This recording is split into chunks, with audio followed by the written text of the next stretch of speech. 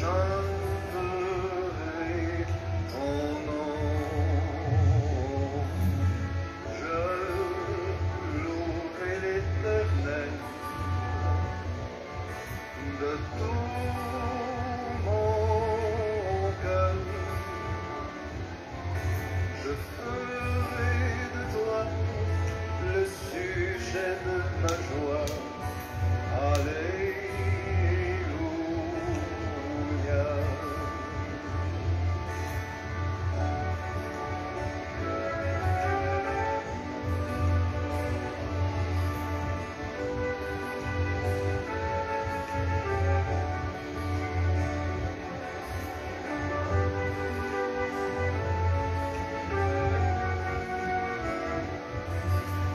Bonjour, bonjour, j'espère que vous allez bien.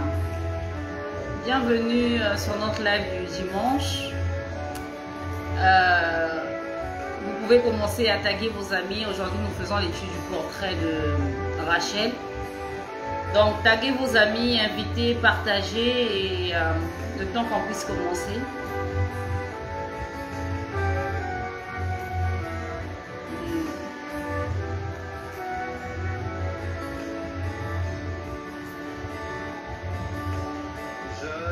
Bonjour maman Blanche Faveur, j'espère que tu vas bien. De tout mon cœur, je raconterai toutes tes merveilles, je chanterai ton nom,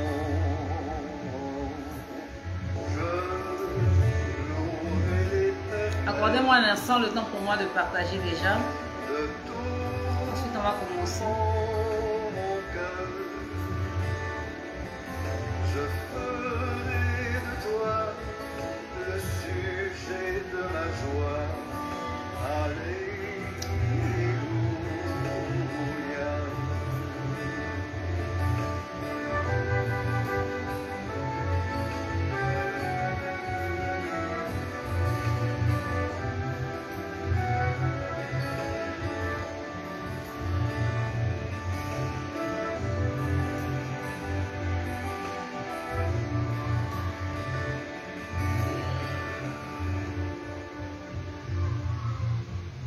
Alors bonjour, bonjour, j'espère que vous allez bien.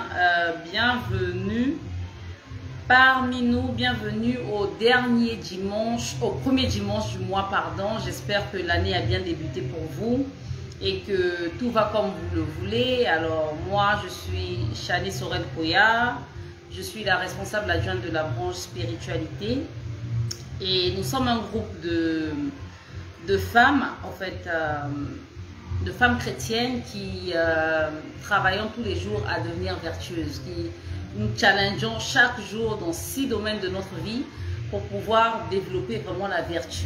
Ok? Et dans notre groupe de femmes vertueuses challenge, eh bien, nous donnons des enseignements chaque mois. Hein, chaque mois. Donc, actuellement, nous sommes à une table ronde chaque mois sur les différentes branches. Donc, il y a l'éducation des enfants, nous parlons de l'éducation des enfants, nous parlons de la vie de couple, nous parlons de l'entretien de soi, nous parlons de l'entrepreneuriat, nous parlons de l'entretien de sa maison et nous parlons également de la vie spirituelle. Donc aujourd'hui, si vous êtes nouveau ici, nous faisons chaque premier dimanche du mois l'étude des portraits, en fait des portraits des femmes bibliques. Donc notre but c'est vraiment d'apprendre de celles qui nous ont précédées pour que nous puissions simplement apprendre de leurs erreurs, ok, et apprendre également de leurs points forts pour être de meilleures femmes simplement. Donc aujourd'hui, nous allons parler du cas de Rachel et avant toute chose, je vais faire ma prière pour pouvoir demander à l'Éternel de me guider, ok? Alors Père éternel, Dieu 3 fois saint, je te rends grâce, je te remercie Seigneur pour tes bienfaits, de nous avoir gardés, protégés, assistés. Seigneur, je remonte tes mains en ce moment, Seigneur, afin que tu puisses toi-même prendre le contrôle, au Père, afin que je puisse parler à travers moi, afin que tu puisses m'enseigner d'abord moi-même concernant la vie de Rachel et que je puisse enseigner à toutes celles qui m'écouteront en live ou en replay. Père éternel, merci pour tout ce que tu fais. Sois loué, sois adoré aujourd'hui à jamais. Au nom puissant de Jésus-Christ, j'ai prié. Amen. Alors, bonjour encore à tous. Comme je vous l'ai dit tout à l'heure, nous allons parler de Rachel. Et pour parler de Rachel, nous allons utiliser Genèse chapitre 29. Comme je vous ai dit, c'est une étude. D'accord? Et donc, pour suivre l'étude, eh bien, il faudrait simplement que vous soyez, que nous soyons sous le même diapason, en fait, que vous puissiez avoir votre Bible, pour que nous puissions aller étape par étape, pour que vous puissiez comprendre, en fait, ce qu'il y a à comprendre. Merci de me dire si vous m'écoutez. Si vous m'écoutez bien, si vous me recevez bien, je vois qu'il y a une personne là, je n'ai même pas encore partagé le live. Accordez-moi encore un instant. Mon ordinateur est un peu long. Donc, je ne sais pas qui est là. Maman Blanche, est-ce que tu m'écoutes? Est-ce que tu m'écoutes bien? Merci de me le confirmer. Et puis, on va commencer l'enseignement. Est-ce que je suis audible, s'il vous plaît? Est-ce que vous m'écoutez? Merci de me le signifier.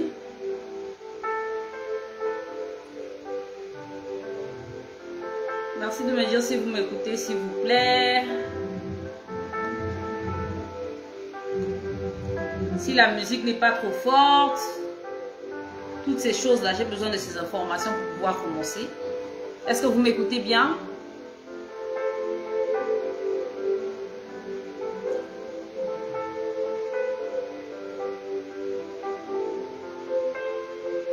Il n'y a personne pour répondre?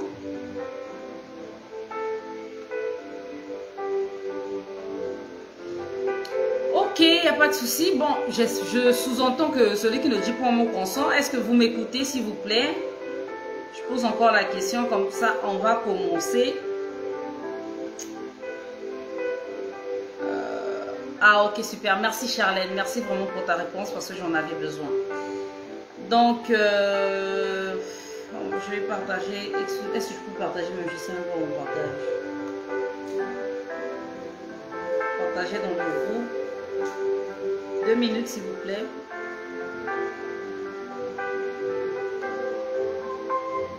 Voilà.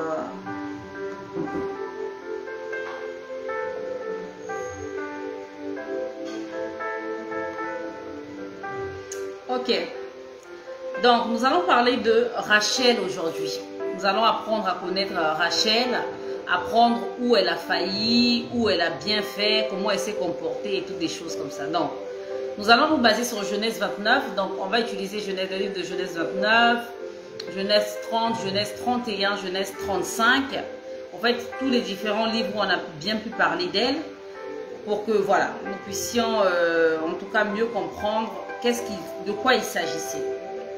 Alors,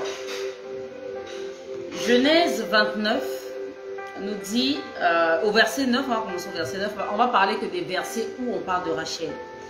Au verset 9, Genèse 29 dit, pendant qu'ils s'entretenaient ainsi avec eux, Rachel arriva avec les moutons et les chèvres de son père. Ok? Cette phrase peut nous permettre de comprendre que Rachel, c'était une bergère et elle travaillait pour son papa. C'était une fille qui travaillait pour son papa. Au verset 11, on dit, bon, je vais continuer. 10. Lorsque Jacob vit Rachel, la fille de son oncle Laban, et les bêtes de son oncle, il s'approcha, roula la pierre de l'ouverture du puits et fit boire les moutons et les chèvres de son oncle. Puis il embrassa Rachel et éclata en pleurs. En soi, Rachel, salut, doit te le dire, j'espère que tu vas bien. Vraiment, tu me sauves. Merci de partager sur les groupes WhatsApp. Parce que vraiment, là où je suis, je n'ai pas accès à tous ces groupes-là. Ok? Merci déjà d'avance. Donc, comme je disais, en soi, Rachel ne connaissait pas encore Jacob. Elle ne savait pas que Jacob faisait partie des membres de sa famille. Mais elle n'a pas eu du mal à se laisser enlacer par Jacob. Donc on peut simplement déjà comprendre que Rachel c'était une femme qui était assez ouverte, qui était assez, on pouvait, comment est-ce qu'on appelle, bon elle était ouverte quoi simplement, elle était facilement accessible, voilà. C'était une femme qui était quand même facilement accessible parce que tu ne peux pas ne pas connaître quelqu'un et une personne va venir, il va t'enlacer, il va t'embrasser et puis pleurer entre tes mains pendant que tu ne le connais pas. Donc on peut comprendre vraiment que Rachel c'était une femme accessible. Et donc quand il a appris, verset 12, il apprit à la jeune fille qu'il était le parent de son père. Donc après l'avoir embrassé, après l'avoir enlacé, Jacob a dit à Rachel que écoute, je suis le fils de la sœur de ton père. Ok? Donc quand il a dit ça, il a dit je suis le fils de Rebecca, Rachel a couru pour aller prévenir son père. Donc on peut comprendre au moins qu'elle avait au moins le respect de son père, parce qu'elle pouvait s'en foutre aussi, bon, de ne pas considérer, mais quand elle a appris que Jacob c'était un membre de la famille, elle a couru pour aller tenir au courant son papa. Donc dans la suite de l'histoire, comme je l'ai dit, on va s'attarder seulement de là où on parle de Rachel. Au verset 14 on dit, non, au verset 17 plutôt on dit, Léa avait un regard tendre. Ok, bon on va pas parler de Léa aujourd'hui, on parlera plus tard. Mais Rachel était bien faite et d'une grande beauté. Donc en soi, parmi les deux sœurs, c'est Léa qui était tendre, elle était remplie de tendresse. Mais Rachel, on l'appréciait par sa beauté et par sa taille, quoi. En fait, elle était, quand on la voyait, on sentait vraiment que c'était une très belle femme. D'accord? Donc au verset 31, la Bible nous dit, l'Éternel vit que Léa était mal aimée et il lui accorda des enfants, tandis que Rachel était stérile. Donc, on comprend, encore comme je dis, c'est l'étude du portrait, que Rachel, c'est une femme stérile. Donc, elle était belle de figure, elle avait une très belle taille, elle était agréable vraiment à la vue, comme on dit, mais elle était stérile. Ok? Donc, on va prendre Genèse 30 pour continuer. Merci de prendre vraiment vos Bibles pour que nous soyons sur la même longueur d'onde, d'accord? Donc, Genèse 30, à partir du verset 1, on dit, lorsque Rachel vit qu'elle ne donnait pas d'enfant à Jacob, elle devint jalouse de sa sœur et elle dit à son mari, donne-moi des enfants, sinon j'en mourrai. Donc, Rachel, c'était une femme de nature, en fait une femme qui enviait sa sœur. Comme il y en a plusieurs hein, d'ailleurs. Hein, dans les familles, vous allez remarquer qu'il y a des sœurs qui s'envient entre elles, il y a des sœurs qui se jalousent entre elles, parfois même pour des broutilles, parfois même pour aucune raison valable. Ok? Et Rachel était ce genre de femme à envier sa sœur, à ne pas apprécier le fait que sa sœur donne des enfants à Jacob, tandis qu'elle, elle ne donne pas des enfants à Jacob. Et dans cette condition-là, Rachel, parce qu'elle n'arrivait pas à donner d'enfants à Jacob, elle dit à son mari, donne-moi des enfants, sinon je meurs, sinon j'en mourrai. Donc c'est comme si un peu ça dépendait de Jacob. Pour alors que ça ne dépendait pas de Jacob en fait. Ok? Et on peut comprendre déjà par rapport à la réaction de Rachel que c'était une femme qui était impatiente. Une femme qui était impatiente et qui pour moi quelque part ne se rendait pas compte de l'importance de Dieu. Parce que si on veut se référer à l'histoire de Anne, qui par exemple, elle, quand elle n'avait pas d'enfant, elle n'en voulait pas à quelqu'un. Elle était allée auprès de Dieu, elle ne forçait pas son mari de lui donner des enfants. Elle était allée auprès de Dieu pour pouvoir dire, Seigneur, vraiment, sors-moi de cette misère, fais-moi grâce, donne-moi un enfant. Elle priait, elle était entrée dans son intimité, elle priait, mais ce n'était pas le cas de Rachel. Rachel, elle en voulait à son mari, elle enviait sa sœur qui était fertile, et elle disait à son mari que si tu ne me donnes pas d'enfant, j'en mourrai. Donc dans ce trait de caractère, on peut voir que c'était une femme qui était envieuse, et une femme qui était impatiente, qui ne savait pas attendre les choses, que les choses arrivent en leur temps. D'accord? Le verset 3, bon, je vais lire le verset 2. Jacob se fâcha contre elle et dit, est-ce que je suis à la place de Dieu? C'est lui qui t'empêche d'avoir des enfants.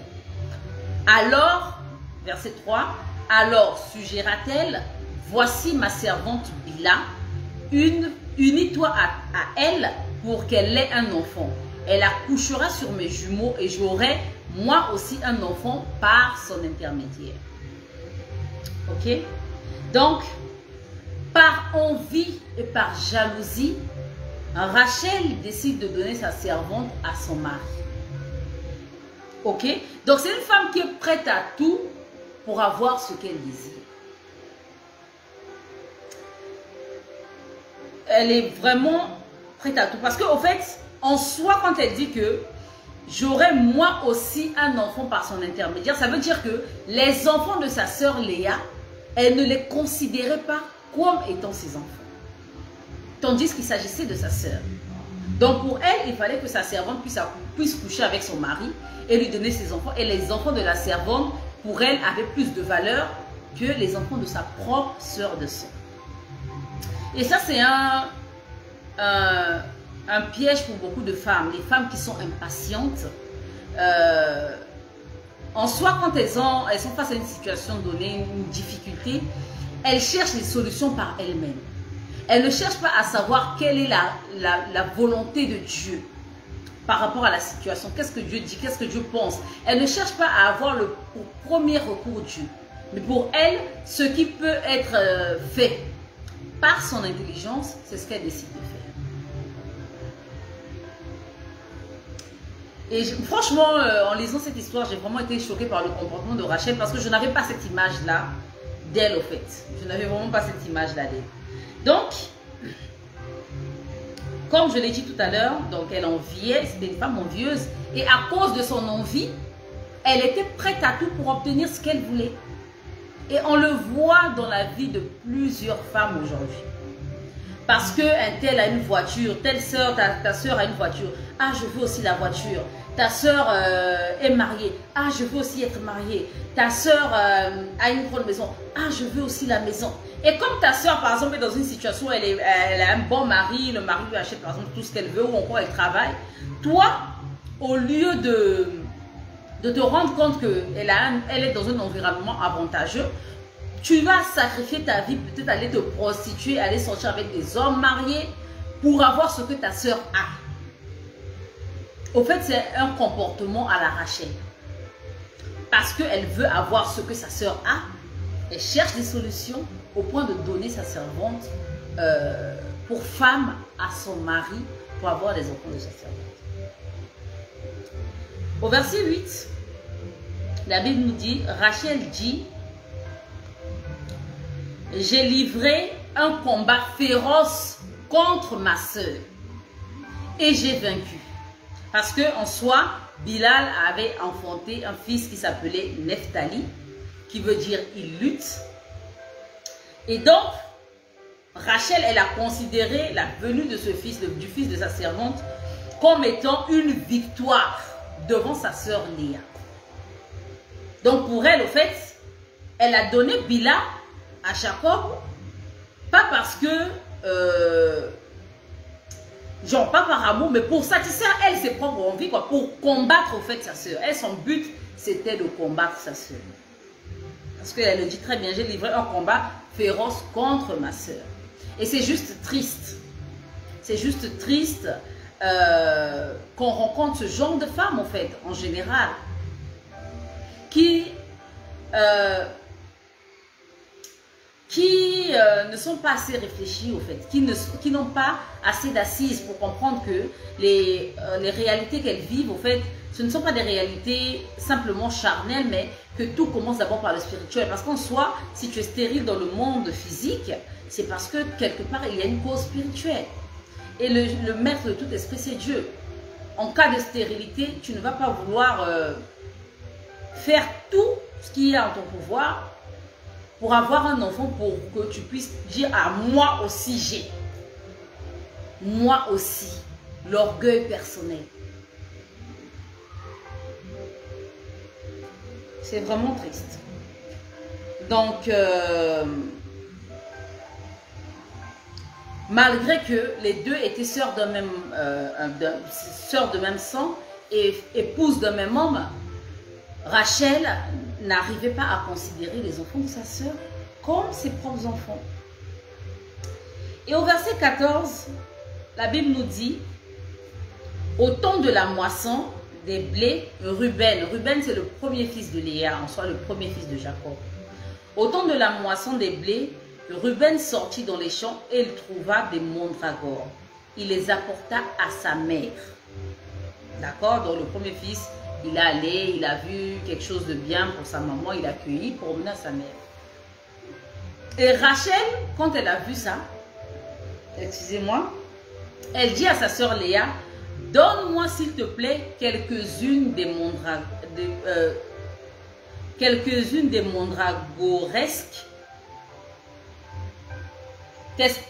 des mandragores que ton fils a apportées. Donc elle avait toujours un regard envieux.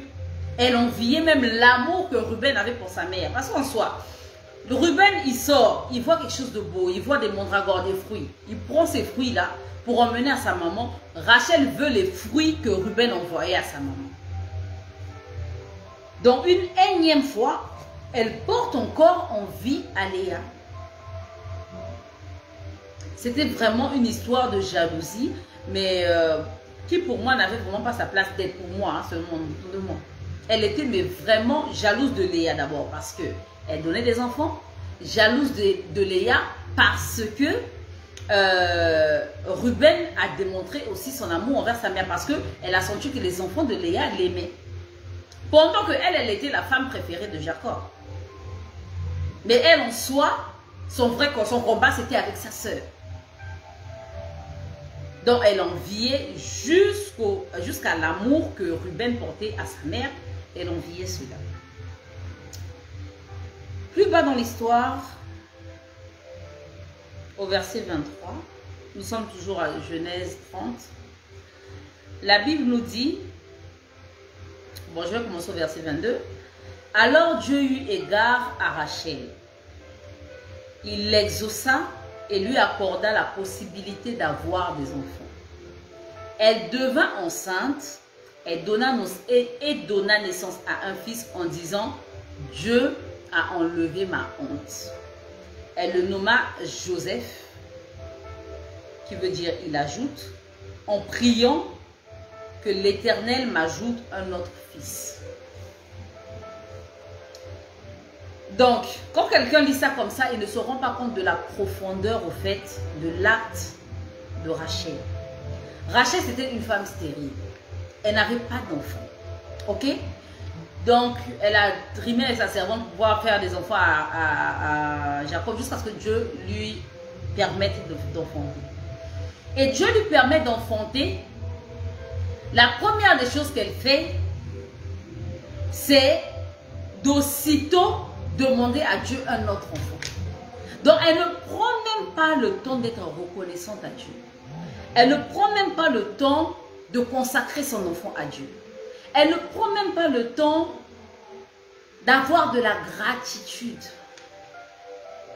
Et c'est scandaleux.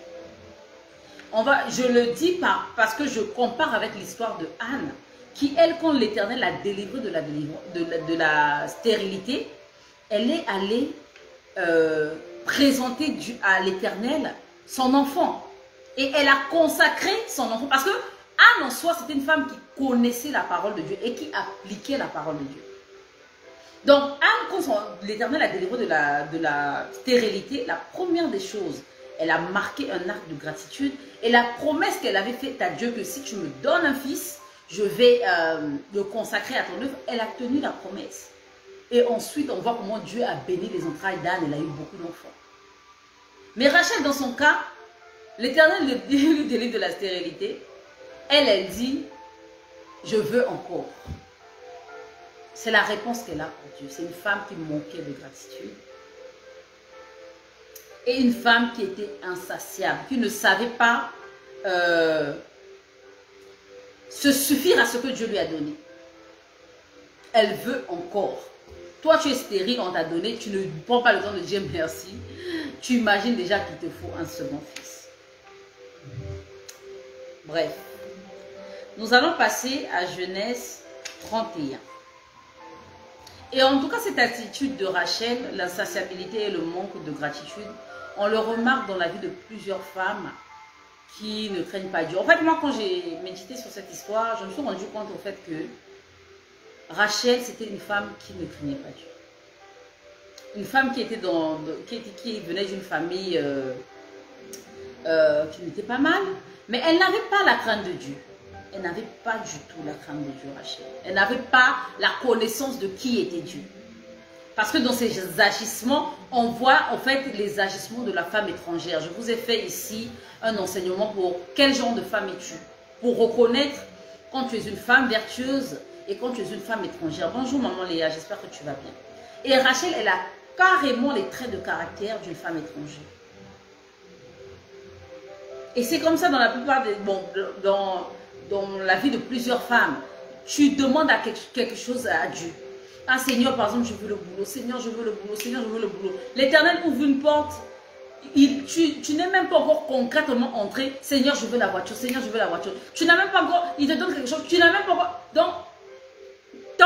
Donc, de jour en jour, toi, ton travail, c'est vraiment Seigneur, je veux. Et quand tu veux, quand on te donne, tu ne prends même pas le temps de prendre soin d'abord de ce qu'on t'a donné. Toi, tu veux toujours encore. C'était le cas de Rachel. Manque de gratitude envers l'Éternel et insatiable. Au verset 31, Genèse 31, à partir du verset 15, la Bible nous dit quoi? La Bible nous dit...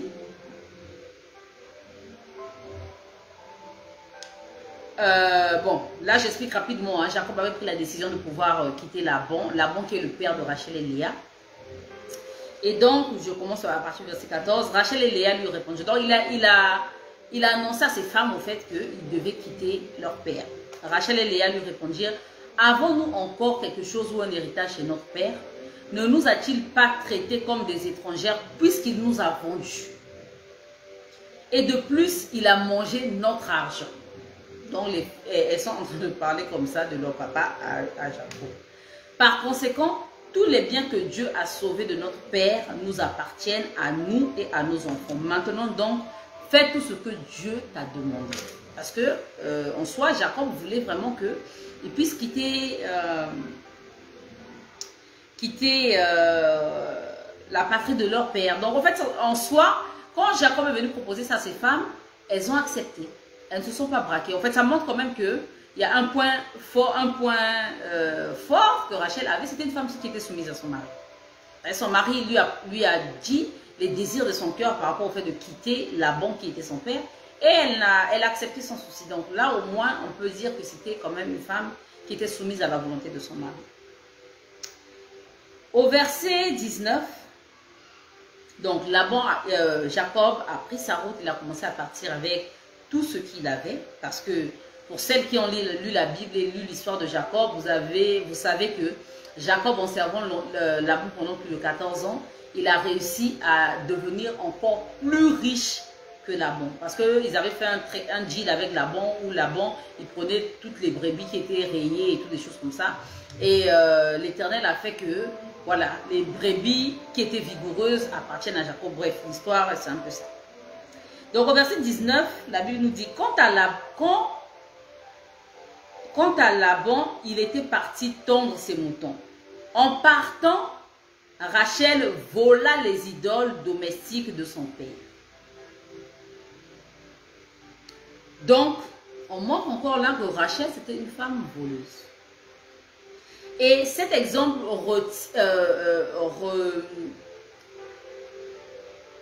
confirme plutôt... Cet exemple confirme que c'était une femme insatiable. Pourquoi? Parce qu'elle était consciente que son mari Jacob était plus riche que son père. Mais malgré que tu sais que ton mari est plus riche que ton père, tu vas encore escroquer ton papa. Tu vas encore voler les idoles de ton père. Donc ça montre en fait que c'était une femme qui ne se suffisait pas à ce qu'elle avait. Parce qu'en soi, le but c'est quoi? Tu vas aller voler les idoles, en fait c'est pour faire quoi?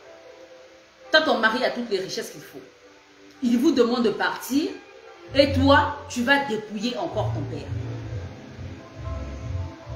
Donc, Rachel, la belle Rachel, belle de visage, belle de forme, était une femme qui volait. Vraiment. On descend au verset 34. La Bible nous dit, or Rachel. Donc là, le papa s'est rendu compte que ses idoles avaient disparu. Donc il a commencé à chercher, à poursuivre Jacob pour pouvoir voir si véritablement c'est lui qui avait pris ses théraphim, qui avait pris ses idoles et tout. Et il est allé dans le camp de Jacob, là où Jacob s'était installé avec sa famille. Et il a dit à Jacob, non, mais moi j'ai perdu mes trucs et toutes les choses comme ça, c'est pas toi. Jacob a dit, non, non, non, non, moi, en tout cas, c'est pas moi la personne que tu trouves, en tout cas, tu fais d'elle ce que tu veux. Donc au verset 34 maintenant, la Bible nous dit, or Rachel qui avait pris les idoles, les avait cachées dans la selle du chameau et s'était assise dessus. Laban fouilla toute la tente sans rien trouver. Elle dit à son père, que mon Seigneur ne se fâche pas si je ne peux pas me lever devant toi, car j'ai ce qui arrive habituellement aux femmes. Il fouilla encore, mais ne trouva pas les idoles. Donc Rachel, non seulement elle a volé son papa, mais elle n'était pas prête à remettre ce qu'elle a volé à son père. La raison pour laquelle elle a volé, bon, il n'y a que elle-même qui le sait. Mais à travers son comportement là, on voit qu'elle est maligne. Comme la femme étrangère. Elle est maligne. Et elle n'a pas honte de dire à son père, ah papa, excuse-moi si je ne peux pas me lever, j'ai les règles. Parce qu'en fait, ce qui arrive habituellement aux femmes, c'est les règles. Ça ne lui gêne pas de dire à son père, non, j'ai des monstres, c'est pour ça que je ne peux pas me lever et tout, des choses comme ça. Pendant qu'en bas de là où elle est assise, il y a les idoles de son père. Donc, non seulement elle est maligne, parce qu'elle cherche à cacher, voilà, à cacher tout ce que, voilà, pour ne pas qu'on puisse la trouver. Donc elle vole, elle est maligne et elle ment pour mettre dessus. À Rachel, la femme belle de visage, belle de corps, mais une voleuse, une menteuse, une maligne, une envieuse, tellement de choses. Une femme qui manque de gratitude, une femme qui est insatiable. Voilà ce qu'était Rachel. Et quand on va à Genèse 35, au verset 16, on nous raconte comment Rachel a accouché Benjamin. Elle avait eu un accouchement difficile et de cet accouchement, elle est morte. Donc en soi, elle est morte avant sa grande soeur Léa et bon, Léa est restée la femme de Jacob. Donc voilà comment Rachel est finie. Donc, pour revenir vraiment à l'histoire de Rachel, Rachel c'était la femme préférée de Jacob. Mais il s'était basé sur des raisons fausses au fait. Il s'était basé sur la beauté de Rachel et sur son apparence physique, hein, sur sa taille, la manière dont elle avait les formes et tout. Donc, il était tellement attiré par elle et il l'a aimé plus que Léa. Et quand on a lu la parole de Dieu nous a dit quoi? Léa était tendre, c'était une femme tendre. Tandis que Rachel, c'était une femme qui était belle. Et en soi, pour une femme, la beauté ne suffit pas. La beauté ne suffit pas. Tu peux être avec un homme et ton homme va t'aimer autant qu'il peut t'aimer.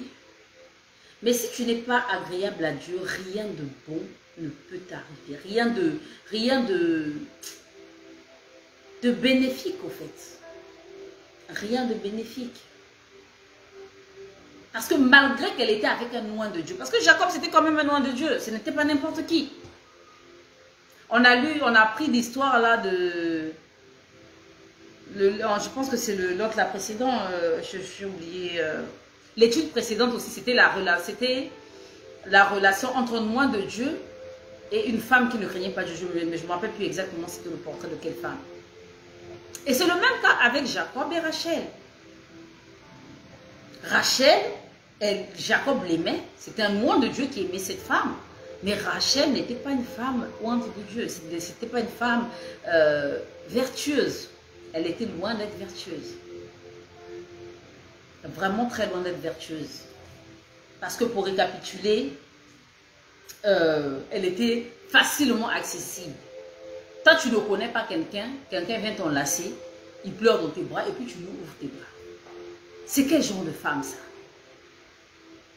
C'est quel genre de femme où tu croises quelqu'un dans la rue, il vient t'enlacer et puis toi tu lui ouvres tes bras? Ça n'a pas de sens. Les femmes trop accessibles, là, en fait, on les prend comme en fait des femmes faciles. Et il y a des femmes comme ça. Tu croises quelqu'un pour la première fois parce qu'il t'a dit que tu es belle, là, tu commences à sourire, tu montrer tous tes 32 dents à la personne. Je suis belle, c'est gentil, ceci, cela. Mais une femme qui se respecte, une femme vertueuse n'est pas une femme qui est accessible. Accessible à n'importe qui. Même si c'était son futur mari, mais en soi, elle ne connaissait pas encore Jacob. Elle ne pouvait pas permettre que Jacob puisse venir l'embrasser comme s'ils se connaissaient.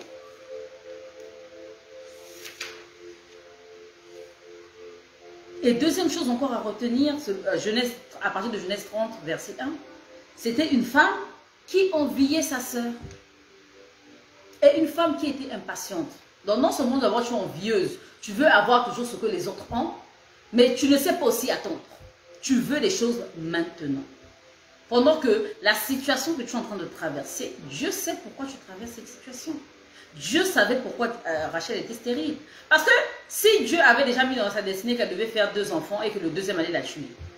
Mais ça veut dire que s'il lui donnait l'enfant très tôt, mais Jacob n'allait même pas avoir la possibilité de vivre autant d'années avec elle. Il n'allait pas avoir cette possibilité. Donc chaque chose qui arrive normalement dans la vie d'une femme a une cause.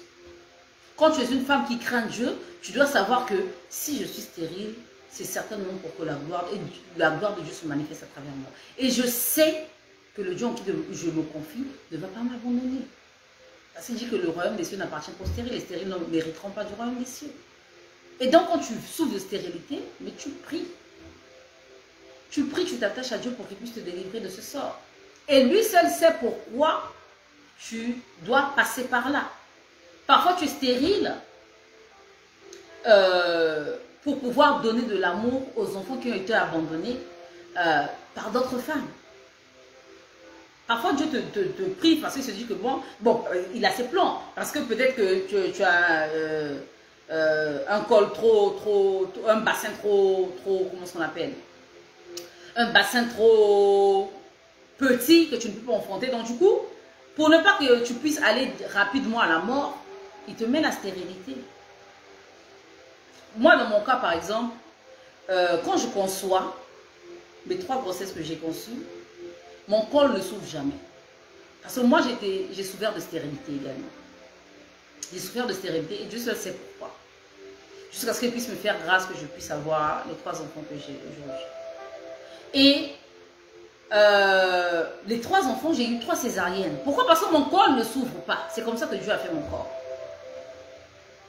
Ok? Et aujourd'hui, avec du recul, quand je reste tranquille et que je me rends compte qu'il m'a donné 3 enfants, je lui suis reconnaissante. Je lui suis reconnaissante. Aujourd'hui, c'est un témoignage pour moi de dire que vraiment, j'avais été déclarée stérile. Mais aujourd'hui, je suis mère de 3 enfants. Et si je forçais les choses, peut-être que je ne serais même pas en vie. Peut-être que je ne serais même pas en vie. Parce que tous mes accouchements étaient difficiles. Le premier même, n'en parlons pas, où on m'a fait... vous savez, la césarienne, c'est anesthésie partielle. J'ai eu une anesthésie totale. Tellement que c'était difficile. Mais Dieu ne m'a pas abandonné. Et quand tu vis une situation dans ta vie de femme, il ne faudrait pas que tu puisses envier. Je pouvais me dire, ah Seigneur, mais toi tu donnes mes soeurs, toutes mes soeurs elles accouchent normalement. Toutes mes soeurs elles n'ont pas de problème d'accouchement. Pourquoi moi j'ai des problèmes d'accouchement? Et de me mettre à envier. Non, j'ai accepté ma condition. Parce que Dieu seul sait pourquoi il le fait. Il l'a fait. Alors que Rachel, elle enviait sa soeur au point d'en vouloir à son mari. Au point de dire que si tu ne me donnes pas des enfants, j'en mourrai. Elle ne savait même pas que ce qui lui arrivait, ce n'était que ça dépendait de la volonté de Dieu. Elle était étrangère aux choses de Dieu. Et une femme, non seulement elle enviait, elle jalousait sa sœur, mais elle était prête à tout pour obtenir ce qu'elle voulait. Quand je dis prête à tout, donc elle s'en fout, parce que Bila, c'est vrai que Bila c'était sa servante. Mais est-ce qu'elle a demandé l'avis de Bila pour que Bila puisse aller faire des enfants avec Jacob? Elle s'en fout. Pour elle, non, Bila, tu vas faire un enfant pour moi me satisfaire. Donc en fait, tu vends une autre femme, tu la livres pour que toi tu sois satisfait. Pour que tu puisses, comme elle a dit elle-même, combattre, comment ça s'appelle, ta sœur. Pour que tu puisses avoir des enfants, pour que tu puisses dire que moi aussi j'ai eu un enfant. Mais les enfants de ta soeur, ce sont tes enfants. Les enfants de ta soeur, ce sont tes enfants. C'est quel genre de manque d'amour? C'est un manque d'amour tellement criard. Quand j'ai lu l'histoire de Rachel, je me suis dit, waouh! Femme préférée de son homme, femme préférée d'un moine de Dieu, mais femme insensée, complètement insensée. Et donc, jalouse aussi de l'amour, quand elle a vu Ruben donner les cadeaux de la mandragore à sa mère, elle veut que sa mère, elle veut que Ruben puisse donner puisse lui donner le cadeau. Là, donc, elle ne supporte pas de voir comment les enfants de Léa l'aiment, comment ils manifestent leur amour à leur mère. Une jalousie jusqu'à ce point. Et quand Dieu décide de la bénir, de lui donner un enfant, elle appelle Joseph. Qu'est-ce qu'elle fait? Elle demande aussitôt un autre enfant. Elle ne prend même pas le temps de consacrer Joseph, je sais pas moi, de prier, de rendre grâce à Dieu. Non, non, non, directement, elle demande quelque chose. Insatiabilité, un manque de gratitude vraie. Parce que en soi,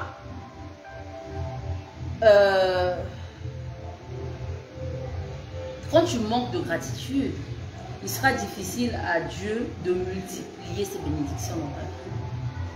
Quand tu ne sais pas reconnaître, d'abord prendre le temps de reconnaître que ah vraiment là Dieu a fait, ah vraiment j'étais la risée, ah vraiment j'étais abandonnée, ah vraiment on se moquait de moi, ah vraiment j'étais je sais pas moi, ceci, ou bien j'étais une mère célibataire, j'ai été déshonorée. Aujourd'hui un homme, je prends cet exemple, un homme par exemple m'a épousé.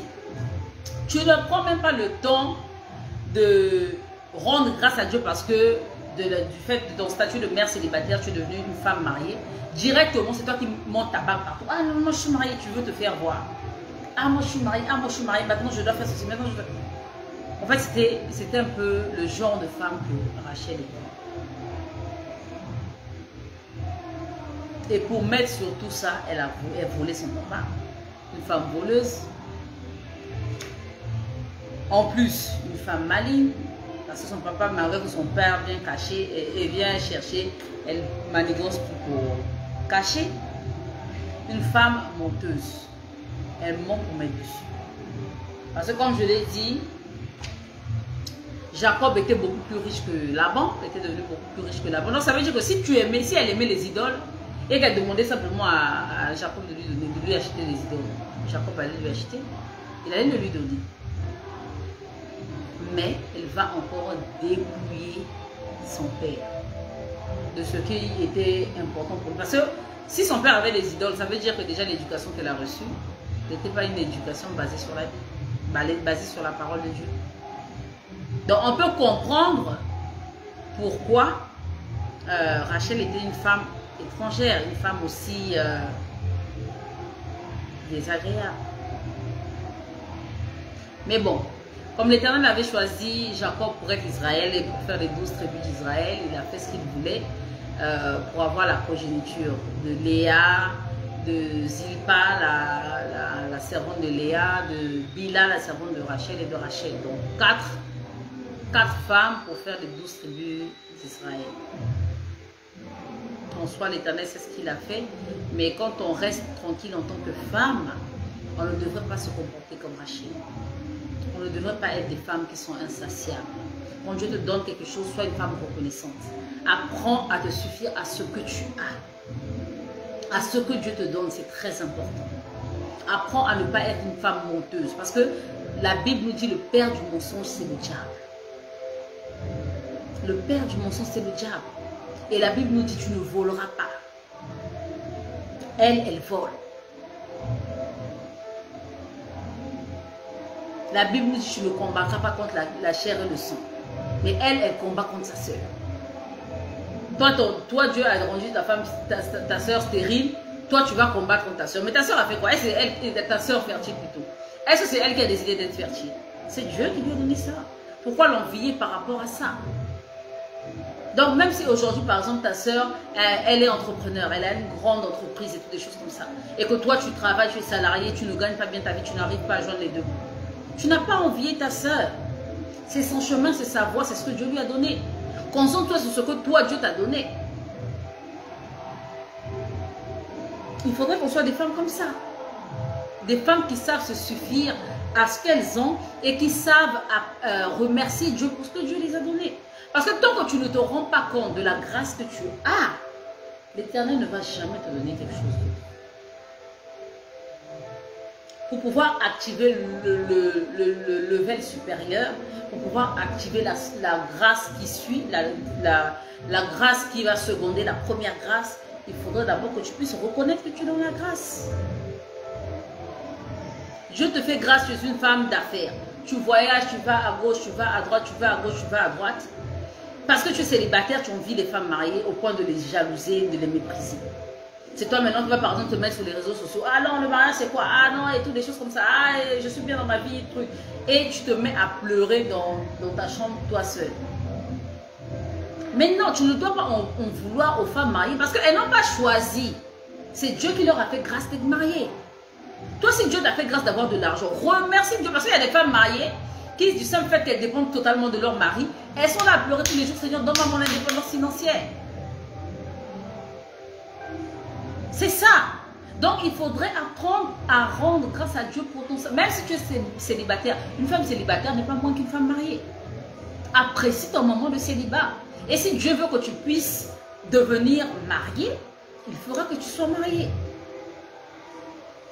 C'est comme les femmes qui sont par exemple mariées dans leur foyer. Elles sont là et voient les jeunes filles qui voyagent, qui font ceci, qui font cela. Elles commencent à envier ce qui est dehors. Mais tu envies ce qui est dehors, tu veux avoir cette vie de liberté et toutes des choses comme ça. Mais est-ce que tu sais d'abord apprécier la grâce que tu as d'être en couple, d'être aimé par un homme, d'être chéri par des enfants? Moi personnellement, moi-même, c'était mon cas. J'étais tellement focalisée sur ce que je n'avais pas, que je ne me rendais pas compte de ce que Dieu m'avait déjà donné. Et je disais, Seigneur, donne-moi ceci, Seigneur, donne-moi cela, Seigneur, donne-moi ceci. Seigneur, je suis fatiguée, je me plaignais tout le temps, je murmurais tout le temps, tout le temps, tout le temps, tout le temps. Seigneur, je fais ceci, Seigneur, je fais cela. Jusqu'à ce que l'Éternel m'a dit, mais est-ce que tu te rends compte que ce que moi je t'ai donné, il y a des femmes qui jeûnent et qui prient pour ça dans les églises? Est-ce que tu te rends compte de la grâce que tu as de vivre ci, ça, ça, ça, ça? Mais tant que tu ne prends pas la peine de chérir ce que moi je t'ai donné, de te rendre grâce et de m'être reconnaissant, je ne peux pas te donner ce que tu me demandes. Et je ne te donnerai pas. Le Saint-Esprit me l'a dit clair et net ce jour-là. Je me suis effondrée.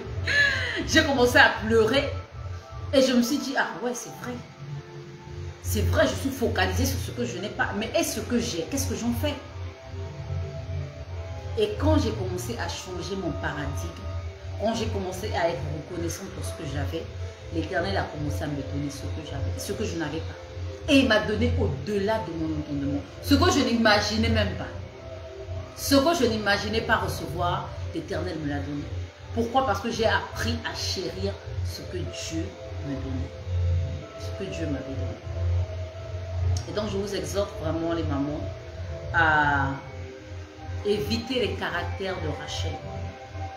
À éviter d'être des femmes insatiables. Quand Dieu vous donne quelque chose, soyez reconnaissantes. Ayez de la gratitude. Prenez le temps de reconnaître que l'Éternel a fait, il a agi. Seigneur, merci. Ok? Ne soyez pas des femmes envieuses. N'enviez pas vos soeurs, n'enviez pas vos amis, n'enviez pas vos voisines. Oh, ah, la voisine a la voiture, on lui va acheter la voiture. Mais est-ce que tu sais comment elle a eu la voiture? Parfois, elle est allée se prostituer. Tu vas souffrir dans ta chair. Ah Seigneur, est-ce que moi je t'ai venu accompagner les autres? La voisine fait ceci, la voisine fait cela, ma soeur a ceci. L'Éternel a horreur de ce genre de femmes. Ne soyons pas des femmes envieuses, des femmes jalouses, des femmes qui se comparent, qui veulent les choses pour se comparer avec les autres. désire une chose parce que tu veux être la gloire manifeste de Dieu, parce que tu veux être un témoignage vivant de la gloire de Dieu. Mais ne désire pas une chose pour montrer aux autres que, ah, moi aussi. Toi aussi quoi? Tu es poussière, tu retourneras à la poussière. Toi aussi quoi? Toi aussi quoi? Donc sortons vraiment de l'orgueil. Ok? Sortons de l'orgueil. Ne soyons pas des femmes menteuses, ne soyons pas des femmes voleuses, ne soyons pas des femmes malignes, ne soyons pas des femmes... quel caractère encore est là? Ne soyons pas des femmes jalouses, des femmes envieuses, et apprenons vraiment à... Voilà. Allons suivre à ce que l'Éternel nous a donné. Donc voilà ce que je voulais vous partager aujourd'hui. Je ne sais pas si vous avez des questions. Le live est comme interrompu chez toi, maman Léa. Bon, je sais pas, hein, je sais pas. Pour moi, ici, tout passe bien. Je ne sais pas si vous avez des questions. Donc, si vous avez des questions, c'est vraiment le moment de le faire. Je vais rester quelques secondes, bon, quelques minutes, pour que vous puissiez me dire si vous avez des questions. Donc, voilà un peu ce qu'il est du portrait de Rachel. Femme belle de visage, belle de corps, belle de ceci, de cela, mais qui n'avait aucune valeur intérieure. Et il y en a tellement des femmes, elles sont toutes belles, avec des longs cheveux, des longs cils, des longs, elles sont toutes brunes et toutes des choses comme ça, belle taille et tout, mais vides de l'intérieur, aucune vertu, aucune valeur. Ne soyons pas ce genre de femmes. Ne soyons vraiment pas ce genre de femmes. Apprenons vraiment à être des femmes vertueuses. Et si vous voulez savoir la différence qu'il y a entre une femme étrangère, une femme insensée et une femme sage et vertueuse, je vous invite encore à réécouter mon live sur quel genre de femme es-tu. Voilà, je vous invite à le faire pour que vous puissiez vous rendre compte des choses que vous devez améliorer dans votre vie quotidienne en tant que femme. Donc, je pense qu'il n'y a pas de questions. Je vais donc faire ma dernière prière. Donc, j'aimerais vous dire que nous avons changé complètement de programme. Désormais, nous avons une table ronde chaque semaine. La première semaine, nous avons une table ronde, la première semaine de chaque mois. Nous avons une table ronde, je pense, dans la branche la branche de famille, la branche entretien de sa maison. Le premier jeudi du mois, on a une table ronde sur la branche entretien de sa maison. Et si vous voulez passer également, n'hésitez pas. Ok, on propose un thème, on vient, on parle, on donne nos avis, on exhorte les autres et puis on passe. Donc la première semaine, on a la table ronde de la branche entretien de sa maison. Et le premier dimanche du mois également, on a l'étude du portrait. Que ce soit d'une femme biblique ou d'un homme biblique, on a ajouté aussi les hommes. On va étudier aussi les portraits des hommes pour pouvoir apprendre aussi davantage. Donc ça, c'est chaque premier dimanche du mois. La deuxième semaine, si je ne me trompe pas, nous avons un live sur la branche entrepreneuriat. Si je ne me trompe pas, pas un live, une table ronde sur la branche entrepreneuriat. Donc, toutes les questions qui sont liées à la gestion de l'argent et toutes des choses comme ça, à l'entrepreneuriat, aux entreprises, à l'argent, tout ça. C'est le premier vendredi et le deuxième vendredi de chaque mois. La troisième semaine, nous avons une table ronde dans la branche entretien de soi. Si je ne me trompe pas, oui, entretien de soi.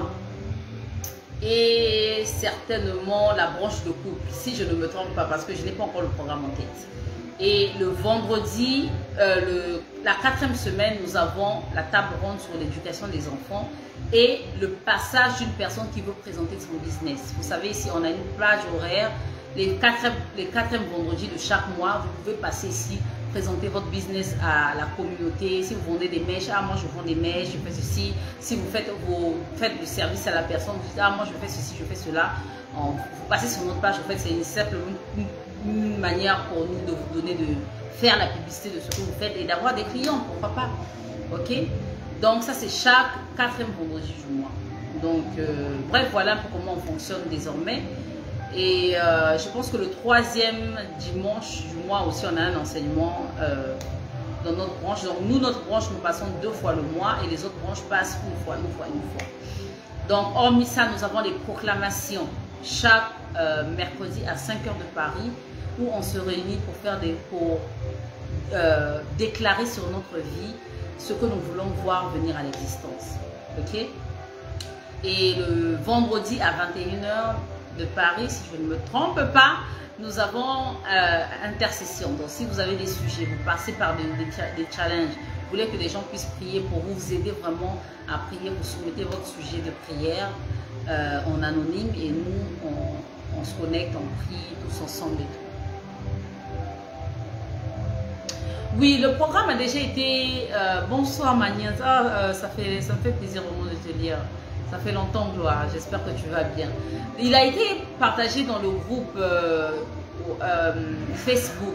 Mais dans le groupe WhatsApp, je ne pense pas. On va certainement le faire tout à l'heure. Donc, toutes celles aussi qui veulent rejoindre le groupe WhatsApp Femmes Vertueuses Challenge, n'hésitez pas. Si vous le voulez, vous me faites signe. Je vais vous envoyer le lien pour que vous puissiez intégrer le groupe également. Donc, voilà ce que j'avais à dire. Je vois qu'il n'y a pas de questions. Que l'Éternel nous garde, qu'il nous aide vraiment à être de meilleures femmes. Des femmes selon son cœur pour pouvoir véritablement impacter nos générations selon son bon vouloir. Donc je vais faire ma dernière prière. Père éternel, je te remercie, je te rends grâce, je te remercie pour ce moment de prière, ce moment d'exhortation, ce moment d'étude, d'échange au Père. Merci pour ce que tu as bien voulu nous enseigner à travers la vie de Rachel. Merci de nous aider, Seigneur, mon Dieu, à ne pas faire les mêmes erreurs qu'elle a faites. Merci de graver sur la table de nos cœurs toutes les attitudes qu'elle a eu à avoir pour que chaque fois que nous soyons face à une situation, que nous puissions nous rappeler que cela est désagréable à tes yeux, Père, afin de véritablement être des femmes selon ton cœur. Père, merci pour tous ces enseignements, merci pour toutes ces pépites que tu me permets de découvrir moi-même, des pépites qui me permettent d'être une femme meilleure chaque jour, au Père. Merci pour toutes ces révélations, merci pour ce groupe, merci pour cette plateforme au Père éternel, car sans elle, je ne serais pas la femme que je suis aujourd'hui. Sans elle, je n'aurais pas appris tout ce que j'ai appris aujourd'hui au Père éternel.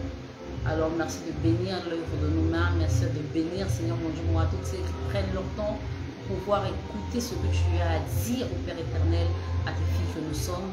Merci d'agir en puissance dans la vie de chacune qui travaille à être une meilleure version d'elle-même.